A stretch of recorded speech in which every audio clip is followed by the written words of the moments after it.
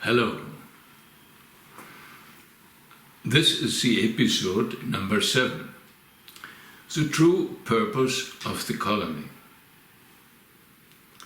The founder says, because it, the colony, was last hope to react against the imminent catastrophe.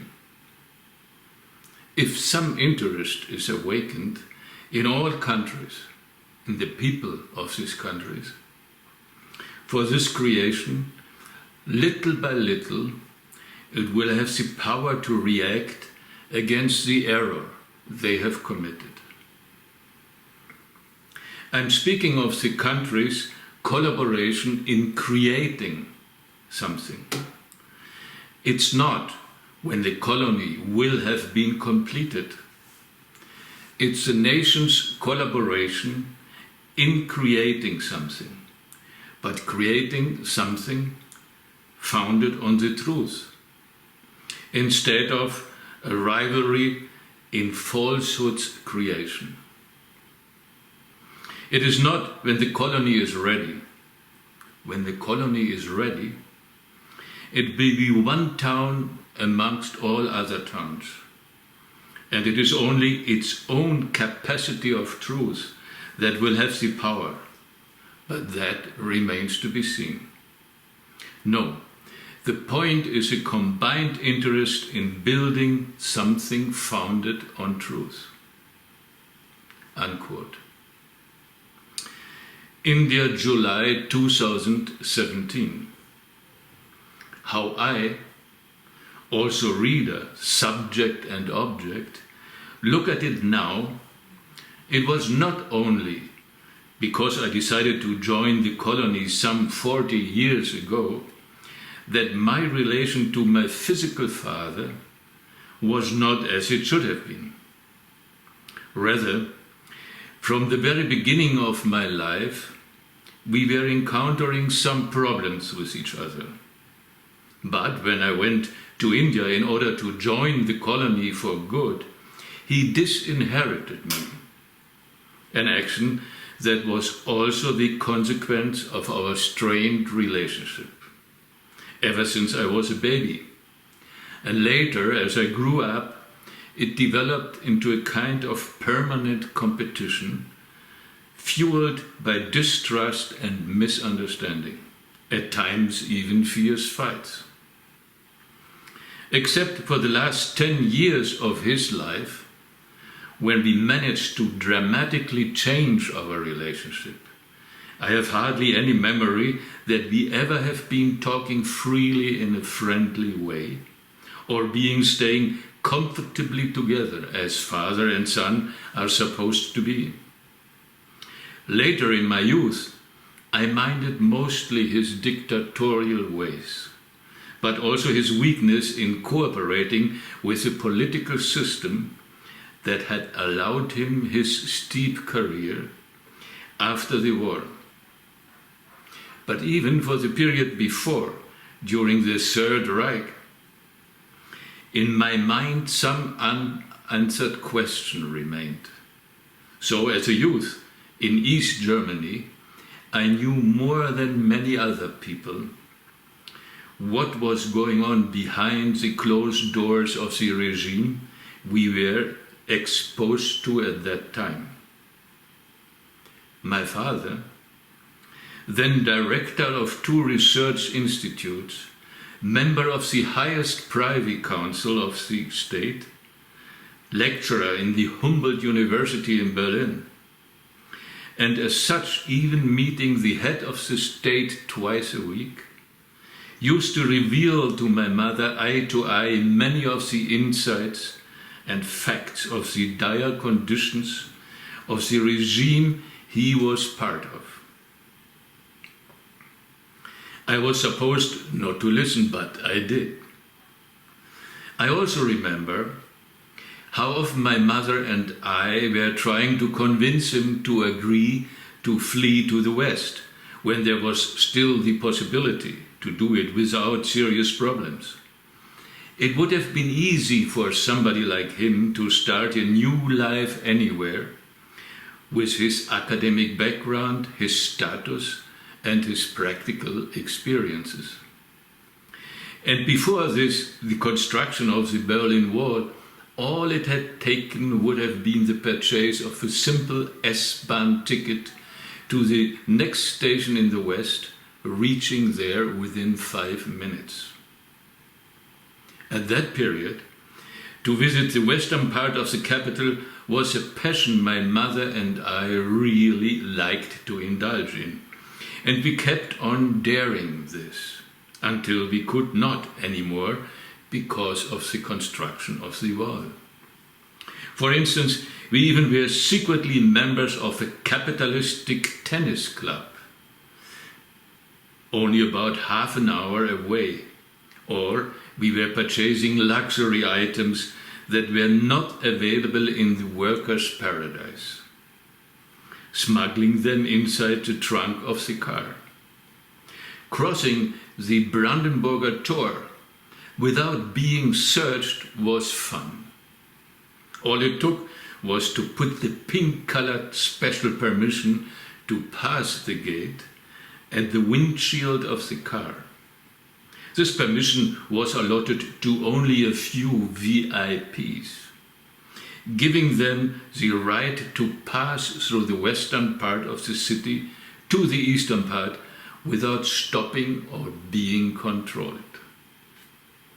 One of my highlights at that time, after having gotten my driver's license at the age of 14, thanks to the needs of my mother as a medical practitioner to have a driver, was when I dared the act of driving through the gate to West Berlin myself alone, and I managed. The sentries at the Brandenburg Gate, the symbol of Germans' past might, knew what to do to salute a 15-year-old boy who secretly had hijacked the car of his father.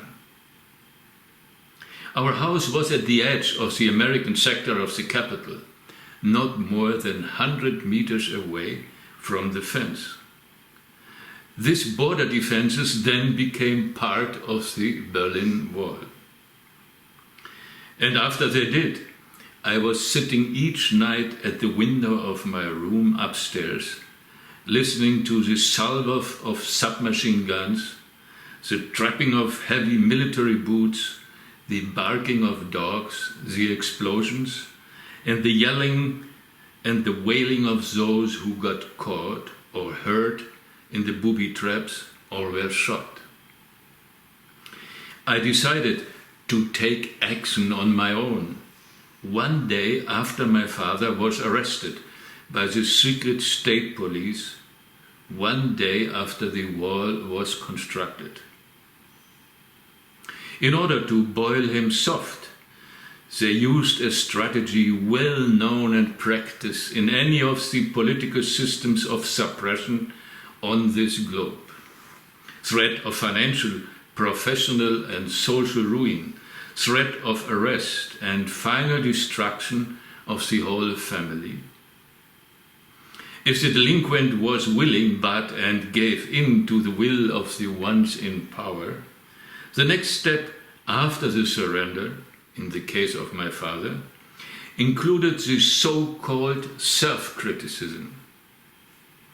This meant 4 sessions of brainwashing in the middle of a circle of party members, while the comrades were screaming at their victim till he broke down and admitted any crime he was accused of. There were even rumors coming from the past of the practice to have to put down one's pants in front of the picture of the beloved leader Stalin. My father mentioned this once. However, if the criminal repented and promised unconditional obedience, he would be allowed to show his loyalty to the party by doing service as a low laborer in a factory, until further notice. If he still resisted, though, it meant jail, until he was to be sent to Bautzen, where some of the people who got there disappeared. My father was interrogated first in one room of our house behind closed doors. He was to admit officially that he was an American spy, that he had sabotaged the work of the party, mishandled large amounts of money, and betrayed the paradise of the workers and farmers. In the process of self-criticism, the delinquent unconditionally had to admit any invented accusation leveled against him. I do not know which procedures my father had to endure, but very often, when he came out of his room, I saw him crying. Action on my own, for me, meant jumping the wall. I could see and hear each night what was going on, and I clearly felt that to take the high risk of unknown in desperate attempts to flee was not the way I would be going about to take. But to pretend to do it this way, I realized, was a perfect means for deception and my own special way out. As you know already, I was trained by reality. My actual life was cut into half, the open part that people could see and the hidden part only I knew and which I managed to keep a secret. This creation gave me the strength to survive and to do what I needed to. Not even once I was doubting my secret goals. The final strategy I came up with appeared to be simple. Pretend one thing, pretend the second thing, and do the third. I never was trying to find out who taught me all of this, but I was convinced that this was the way I would succeed. That all members of our family were being observed around the clock, openly or covertly, I suspected, though I never had any actual proof of it. But after my father's arrest, the open way of observation was done by 2 armed soldiers around the clock in our garden, in front of and behind the house. The official excuse for their continuous presence, they claimed, was our need for protection against possible saboteurs from the West. I remember the winter of the first year after my father's degradation, when the soldiers would come in, being invited to warm up inside the house. Young men from Saxony, knowing nothing. But even they served my ends well, and when they put down their weapons, leaving them against the wall of our drawing room, my father would later remark that such careless action would have been impossible for soldiers of the previous German Hitler army. I organized my approach to my escape systematically.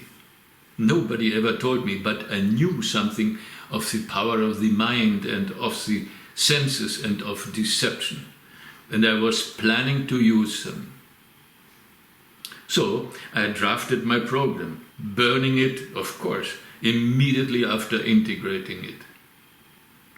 It ran. To begin with, walking the dog. Dogs have to be walked, isn't it? This will continue for several months, each evening or night at different times. Walking the dog, anybody has to do who is keeping a dog. It is common knowledge. Any good dog is useful giving protection. What if the agents of the enemy really will come one night, trying their subversive activities and maybe even harm the family? And as there was no other way for walking the dog than the one close to the border fences, as we are living there, I have to do it this way, I'm sorry. B. While walking, I will as unobtrusively as possible look at these shifts of the centuries, noting down the timings, watch carefully their procedures, and pretend that I'm doing nothing.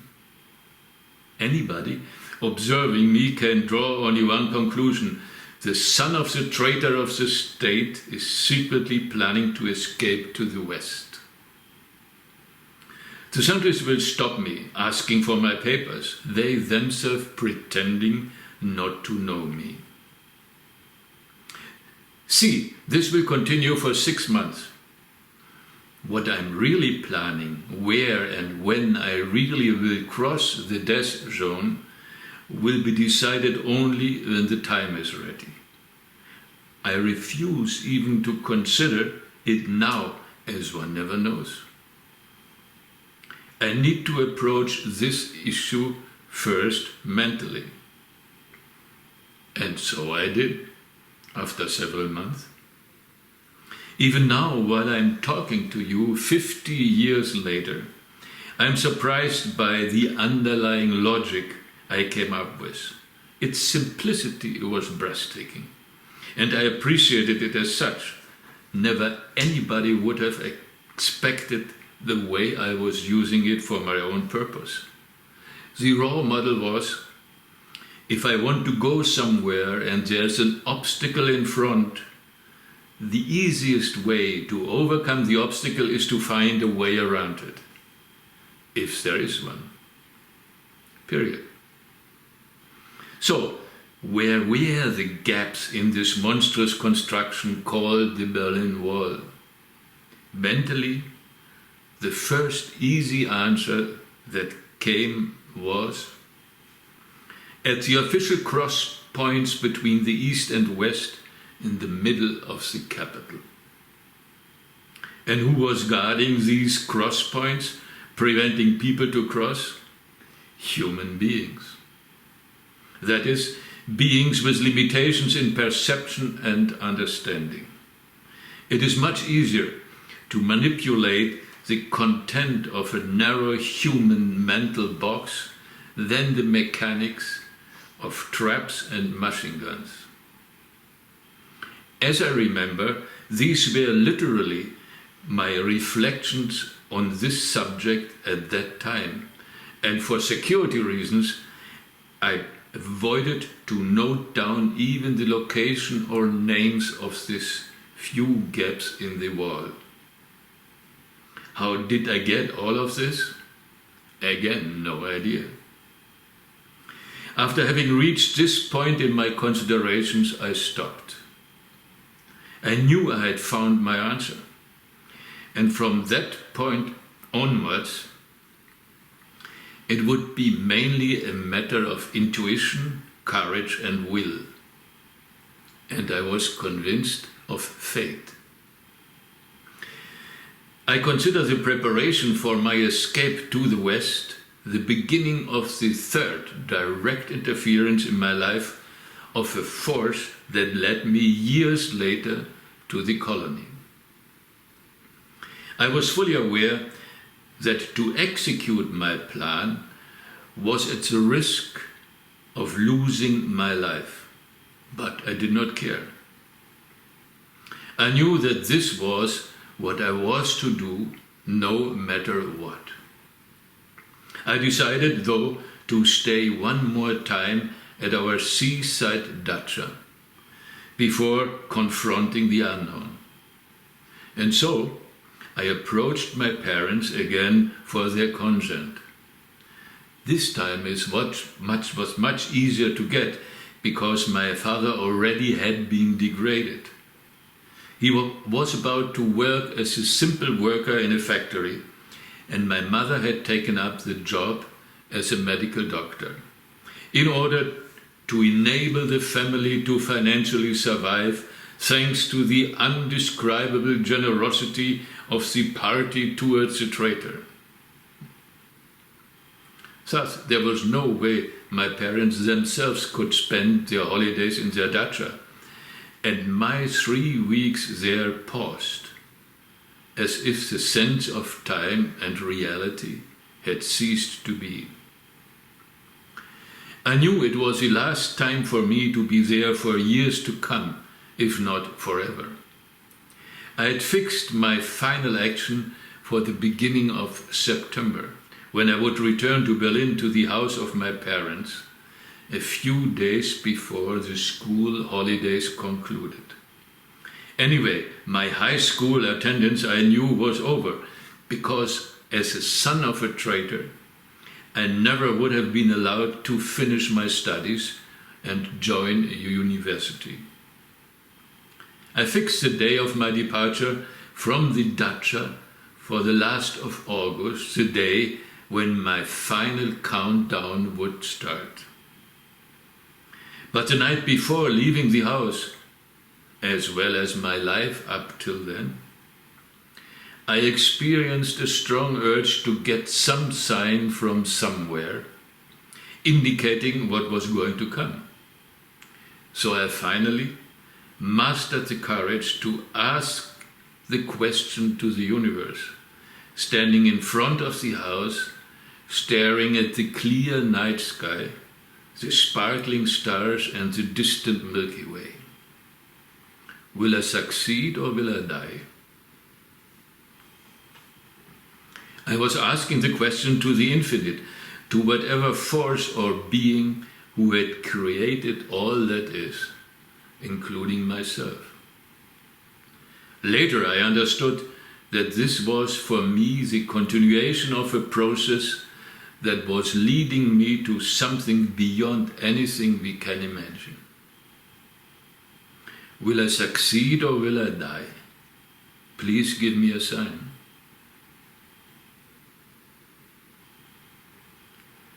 And when I did get my sign and the answer, they both made me tremble till the core of my being. What was taking place was neither an illusion, nor a fata morgana, nor a delusion. Even now, while reading this to you, it is hard to accept.